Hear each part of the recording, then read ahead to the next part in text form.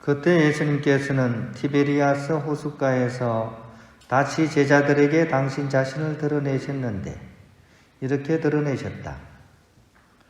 시몬 베드로와 쌍둥이라고 불리는 토마스, 갈릴레아 카나 출신 나타나엘과 제베데오의 아들들, 그리고 그분의 다른 두 제자가 함께 있었다. 시몬 베드로가 그들에게 나는 고기 잡으러 가네 하고 말하자 그들이 우리도 함께 가겠소 하였다. 그들이 밖으로 나가 배를 탔지만 그날 밤에는 아무것도 잡지 못하였다. 어느덧 아침이 될 무렵 예수님께서 물가에 서 계셨다. 그러나 제자들은 그분이 예수님이신 줄을 알지 못하였다. 예수님께서 그들에게 얘들아 뭘 좀 잡았느냐 하시자 그들이 대답하였다. 못 잡았습니다. 예수님께서 그들에게 이르셨다. 그물을 배 오른쪽에 던져라. 그러면 고기가 잡힐 것이다.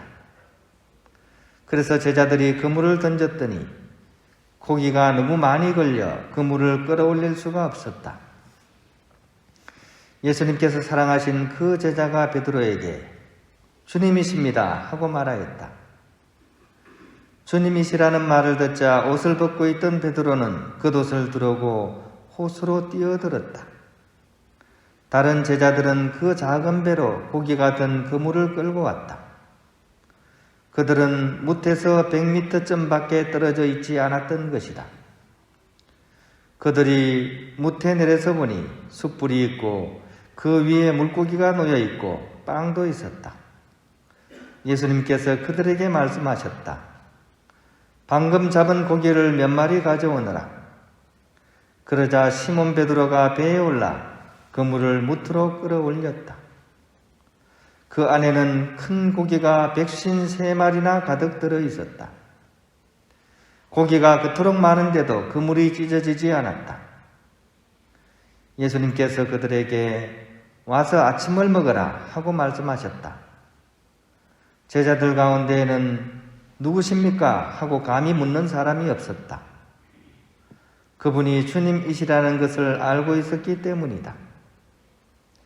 예수님께서는 다가가셔서 빵을 들어 그들에게 주시고 고기도 그렇게 주셨다. 이렇게 예수님께서는 죽은 이들 가운데에서 되살아나신 뒤에 세 번째로 제자들에게 나타나셨다. 주님의 말씀입니다. 네, 평화를 빕니다.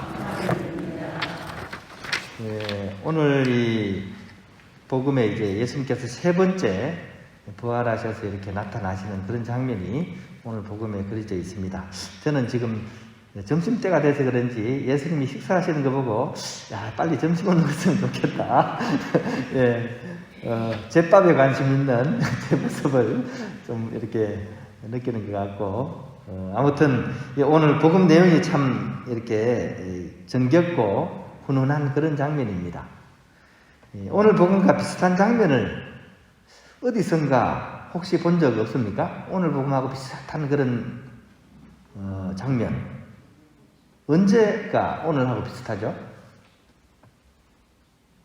성경을 복음서에 나옵니다. 복음서에 오늘과 비슷한 그런 장면이 있죠. 언제입니까? 너무 오래돼서 까먹었죠, 그죠? 예. 처음에 제자들 부를 때 그 장면이 사실 오늘 장면과 굉장히 흡사한 장면입니다. 1절에 보면 다시라는 말이 나오는데 1절에 그죠? 1절에 다시 제자들에게 당신 자신을 할 때 이 다시라는 이 말을 보아도 이 옛날 그죠? 처음에 이렇게 예수님과 제자들이 만났던 때하고 비슷한 그런 장면입니다. 그러면 옛날에 있었던 사건이 왜 또다시 반복이 될까요?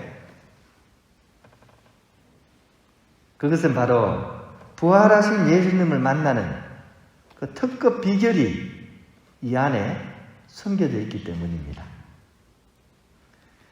이 레오나르도 보프라는 이 신학자가 있습니다. 아주 유명한 신학자인데 이분이 유학을 가서 공부를 하고 있을 때 아버지가 돌아가셨어요. 가족들도 좀 독특한 게요. 아버지가 옛날에는 비행기가 그렇게 자주 타고 할 수 있는 게 아니었잖아요. 한번 공부하러 가면 학위 딸 때까지 거기 있어야 되잖아요. 그죠? 그러니까 올 수가 없으니까 가족들이 이 아들한테 이 소포를 보내줍니다. 소포를. 근데 이 소포 안에 뭐가 담겨져 있었냐? 바로 아버지가 즐겨 피시던 담배 꽁초가 들어있었어요. 아버지가 골초셨던 것 같아요. 아버지가 이렇게 막 담배를 워낙에 좋아하셔가지고 늘 담배를 피셨는데 아버지가 돌아가시고 나서도 올 수 없는 이 아들을 위해서 가족들이 뭐를 보냈다고요? 담배 꽁초를 보낸 거예요. 왜 이걸 보냈을까요?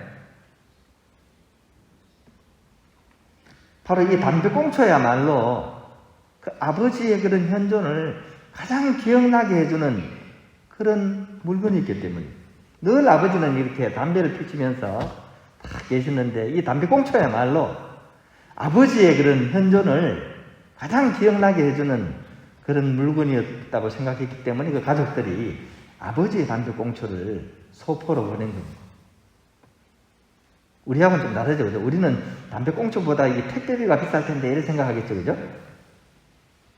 하지만 그 어떤 것보다도 아버지의 사랑을 다시 느끼게 하는데 이 담배 꽁초만한 게 없었던 것이죠. 그래서 제 기억으로는 아마 성사 강론할 때 얘기를 들었던 것 같아요. 성사에 대한 설명을 할 때 성사가 뭡니까? 보이지 않는 하느님 사랑에, 그죠? 보이는 그런 눈으로 드러나는 그런 가시적인 행위나 표징, 이것이 성사 아닙니까? 그때 바로 이런 예를 들어서 이렇게 설명을 하셨던 것 같아요. 이 담배꽁초를 통해서 아버지의 그런 현존을 체험하듯이 우리는 성사를 통해서 예수님께서 우리에게 오셨다는 사실, 그리고 지금도 함께하고 계시다는 사실을 우리가 체험할 수 있도록 이렇게 설명하는데 바로 이 예가 이렇게 사용됐던 것으로 기억이 납니다. 이것과 비슷한 원리가 바로 부활하신 예수님을 우리가 일상 속에서 체험할 수 있는 그런 것들을 오늘 복음은 우리에게 제시해 주는 것 같습니다. 예수님께서 딱 나타나셔가지고요, 제자들께 부활하신 뒤에 나타나자 첫 마디가 주로 뭐가 있습니까? 첫 마디가. 첫째, 뭡니까? 우리가 늘 인사하는 게 어떻게 인사합니까? 평화가 너희와 함께. 이게 첫 번째 인사입니다. 두 번째는요, 그죠? 오늘 복음에, 그죠? 우리 예수님께서 성천하시면서, 그죠? 어디로 가라 그럽니까? 제자들한테. 예? 그렇죠. 갈릴레아로 가라. 갈릴레아로 가라. 그래서 오늘 이 첫 장면이 어디죠? 장소가? 갈릴레아입니다. 갈릴레아. 왜 갈릴레아로 가라 그러죠? 이름이 갈릴레아라서 가야 됩니까? 올릴레아 해야 돼요. 올릴레아. 그런 의미가 아니고 이 갈릴레아는 어떤 장소입니까? 갈릴레아는 예수님께서 처음으로 이 제자들을 만났던 곳입니다. 제자들과 예수님의 모든 추억이 서려 있는 곳, 그곳이 갈릴레아였습니다. 온 인류를 품기 위해서 위대한 첫사랑을 단련했던 곳, 그곳이 바로 갈릴레아였습니다. 우리도 저마다 사연은 다 다르지만 하느님을 만나게 된 그런 첫사랑이 있을 겁니다. 그 첫사랑의 순간, 첫사랑의 장소가 있을 것입니다. 바로 그것을 통해서 우리는 나에게 그렇게 온전히 현존하셨던 예수님의, 주님의 그런 흔적과 느낌을 가지고서 우리의 삶의 자리로 돌아갈 수 있어야 돼요. 이 부활 시기는 바로 그런 첫 자리들을 깊이 묵상해보는 그런 시기라는 생각이 듭니다. 우리 곁에 참 정말 선량한 한 사람으로 다가왔다가 이렇게 좀 이렇게 또 선량한 사람으로서 세상을 떠난 정채봉이라는 작가가 있죠, 그죠? 정말 순수한 마음으로서 우리에게 동화도 쓰고 시도 많이 남겼던 분입니다. 이분이 첫마음이라는 시를 지었는데 과연 그런지, 첫마음이 어떤 마음인지 다시 한번 상기시키기 위해서 한번 읽어드리겠습니다. 1월 1일 아침에 찬물로 세수하면서 먹은 그 첫 마음으로 1년을 산다니, 학교에 입학하여 새 책을 앞에 놓고 하루 일과표를 짜던 영롱한 그 첫 마음으로 공부를 한다니, 사랑하는 사이가 처음 눈을 맞던 날의 떨림으로 내내 계속된다니, 첫 출근하는 날 신발끈을 매면서 먹은 마음으로 직장 일을 한다니, 아팠다가 병이 나은 날에 상쾌한 공기 속에 감사한 마음으로 몸을 돌본다니, 개업날의 첫 마음으로 손님을 언제고 돈이 적으나 밤이 늦으나 기쁨으로 맞는다니, 세례성사를 받던 날에 그 빈 마음으로 눈물을 글썽이며 성당에 다닌다니, 나는 너, 너는 나라면서 화해하던 그날의 일치가 가시지 않는다니, 여행을 떠나던 날 차표를 끊던 가슴뛰이 쉽지 않는다니, 이 사람은 그때가 언제이든지 늘 새 마음이기 때문에 바다로 향하는 냇물처럼 날마다 새로우며 깊어지며 넓어진다. 우리 다 이런 첫 마음을 가졌던 사람들입니다. 그 자리에서 우리는 이 하느님을, 부활하신 주님을 만날 수 있어야 하겠습니다. 그래서 오늘 복음은 바로 첫 마음, 첫 사랑이 살아있는 우리들 각자의 갈릴레아로 가라고 우리를 일깨우고 또 우리를 부르는 것 같습니다. 귀를 기울여 한번 들어보십시오.